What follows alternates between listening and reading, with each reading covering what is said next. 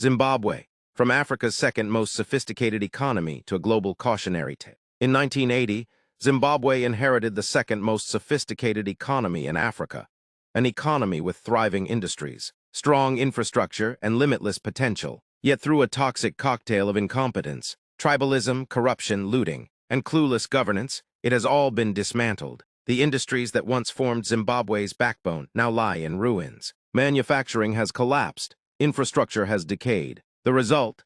Citizens are forced to cross into neighboring countries to seek hospitals, jobs, and basic social services. This self-inflicted collapse has become a regional crisis. South Africa, in particular, is overwhelmed as what should have been a Zimbabwean foreign policy issue has turned into a domestic burden for Pretoria. Ordinary South Africans, without understanding the deeper causes, are forced into confrontation with desperate Zimbabwean migrants competing for scarce public resources. And how do Zimbabwe's rulers respond? Not with accountability, not with reform, but with deflection.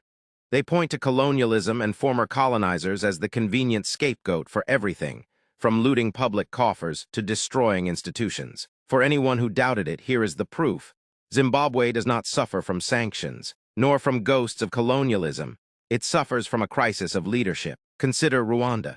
In 1994, Rwanda rose from the ashes of genocide, starting with nothing.